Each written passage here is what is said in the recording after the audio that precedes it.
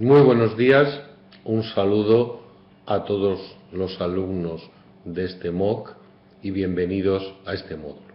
Algunos de ustedes ya me conocen y otros no, posiblemente, y me presento como fórmula introductoria de este módulo.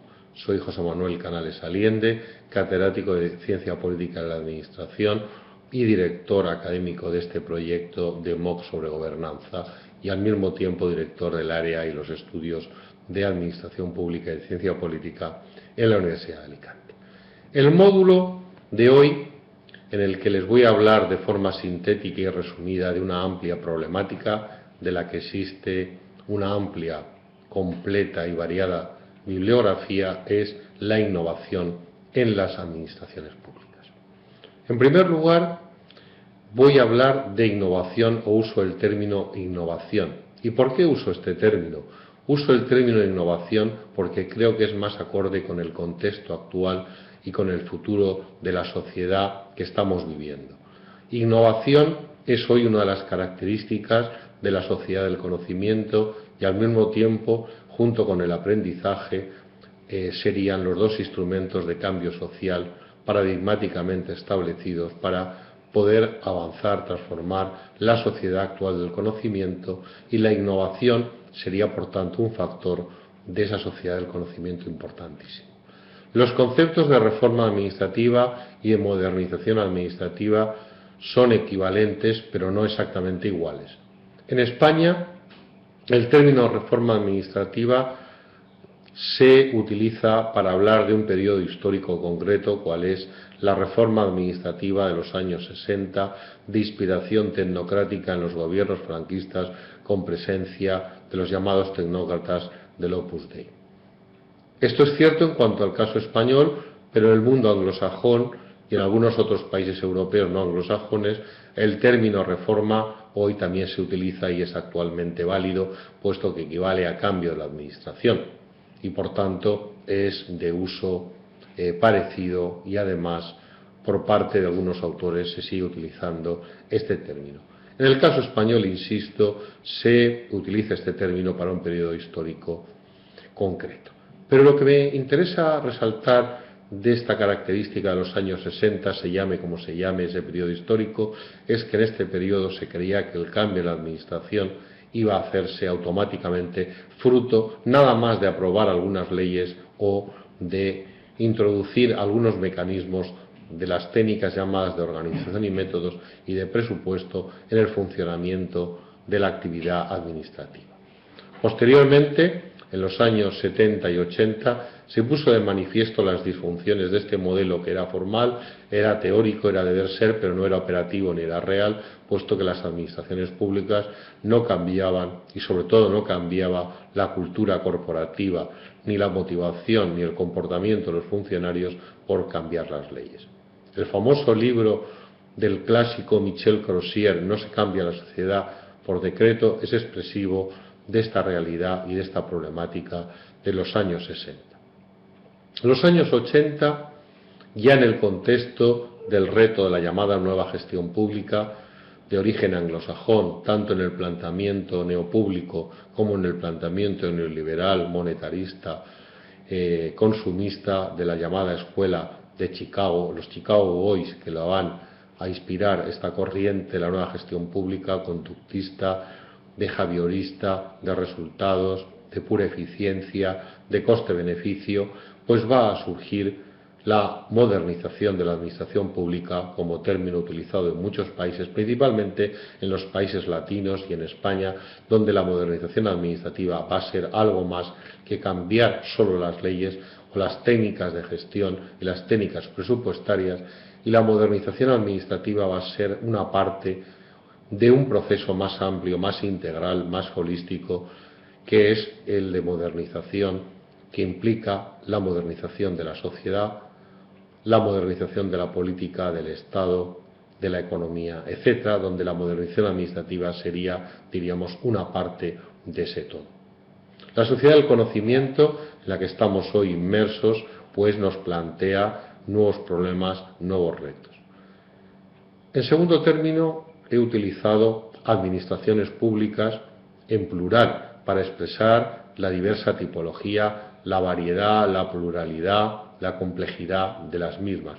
Estamos presentes ante una situación de diversas administraciones públicas que deben actuar en el contexto de la unidad del sistema político-administrativo de cada país y en sistemas políticos más amplios como son los procesos de integración europea o supranacional como Mercosur en América Latina, o bien en ese reto de un federalismo mundial, de un gobierno mundial o el cosmopolitismo mundial.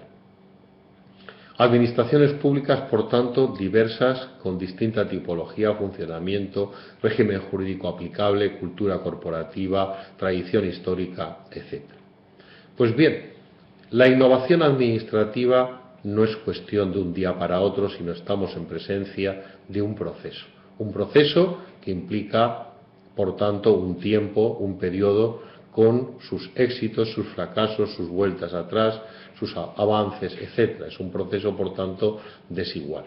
Y en este proceso desigual hay que tener en cuenta que es necesaria su previa planificación, y la planificación implica un debate democrático, pluralista, participativo.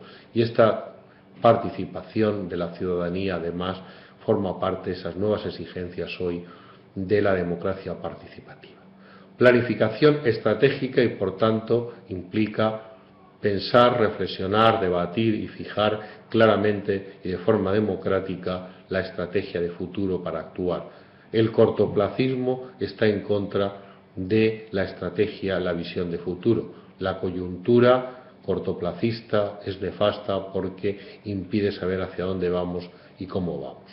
Pues ese proceso de planificación estratégica, hoy tan importante, tan necesario, implica además que hay una serie de actores o agentes principales intervinientes, no únicos, pero sí principales o prioritarios en este proceso. Los ciudadanos, en primer lugar, no los clientes, puesto que los ciudadanos son personas con derechos públicos subjetivos y no menos consumidores en la versión neoliberal, la clase política o los líderes políticos y los empleados públicos. En este sentido, la importancia hoy de la gerencia profesional pública de carrera o servicio civil de carrera, la profesionalidad, la neutralidad y la capacitación de los empleados públicos son aspectos sumamente importantes para alcanzar este reto de la innovación administrativa. Por otro lado, también la clase política necesita que haya buenos líderes, líderes capaces, líderes con capacidad de transformar, líderes relacionales, transformadores, integradores, etc. El liderazgo, además, en tiempos de crisis, en tiempos de tránsito hacia nuevas realidades, son más necesarios que nunca, y el líder necesita conectarse, relacionarse con la ciudadanía para ser auténticamente líder. En este proceso de innovación y cambio administrativo es no solo importante la relación de las instituciones administrativas, de su clase política y los ciudadanos con la sociedad y con la ciudadanía, sino también es muy importante cómo se relacionan los empleados públicos con la clase política y, sobre todo, el vértice, el tope de la organización administrativa, que necesita estar profesionalizada al máximo. La necesidad de la praxis de los directivos públicos profesionales para, en colaboración con la clase política, dirigir las administraciones públicas del mundo actual complejas, es una auténtica necesidad. Pues bien, hemos hablado de los actores principales, pero no únicos, de este proceso de innovación administrativa. Hemos hablado también de la necesidad de que ese proceso sea planificado, pero también que ese proceso sea evaluado al final de forma democrática por la ciudadanía y también por los actores del cambio. Y por último, me permitiría hablar de cuáles son los principales cambios o retos estructurales que hoy las administraciones públicas tienen que afrontar para hacer que las administraciones públicas sean auténticamente serviciales, es decir, estén al servicio del ciudadano. No podemos olvidar que las administraciones públicas se legitiman y existen por y para la ciudadanía y son, por tanto, instrumentos serviciales de esta. ¿Cuáles serían, y vuelvo al tema planteado, los principales retos o problemas hoy de las administraciones públicas contemporáneas y voy a hacer una enumeración sin prelación o prioridad de estos retos principales. En primer lugar, estaría la necesidad de la adaptación de las nuevas tecnologías en el funcionamiento de las administraciones públicas, recalcando que las tecnologías son un instrumento para y no son un fin en sí mismo de las administraciones públicas y también que las tecnologías no pueden impedir el que haya un acercamiento, una proximidad, una claridad de las administraciones públicas y en ese sentido evitar la brecha digital y especialmente la brecha digital es posible y es una realidad en países con desigual estructura social, con desigualdad social y atraso social. El segundo gran reto de este proceso sería introducir mecanismos de evaluación del rendimiento en las administraciones públicas. Evaluación del rendimiento para el premio y el castigo de los empleados públicos y sobre todo para la exigencia de responsabilidades. Si no hay objetivos claros y estratégicamente establecidos, no se puede medir después los resultados y si no se pueden medir los resultados no se pueden evaluar estos y si no se pueden evaluar no se puede hacer la evaluación y si no hay evaluación no hay exigencias, responsabilidades. Si no hay exigencias, responsabilidades, no hay democracia auténtica, no hay transparencia en el funcionamiento de la administración.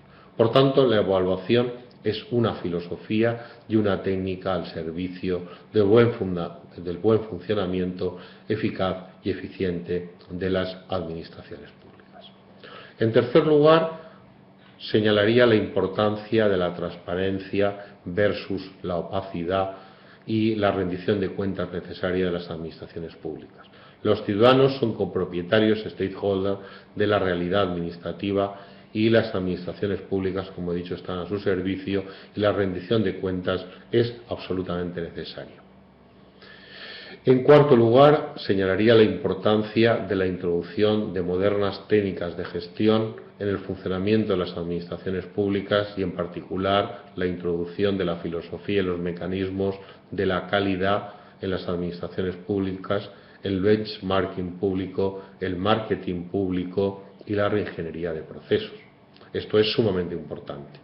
Ahora bien, la comunicación y la información en las administraciones públicas, aspectos importantísimos y las técnicas de gestión aplicadas para ello, no deben de confundir lo que es la comunicación y la información, que implica la emisión de un mensaje y la recepción y el feedback y la relación dialéctica.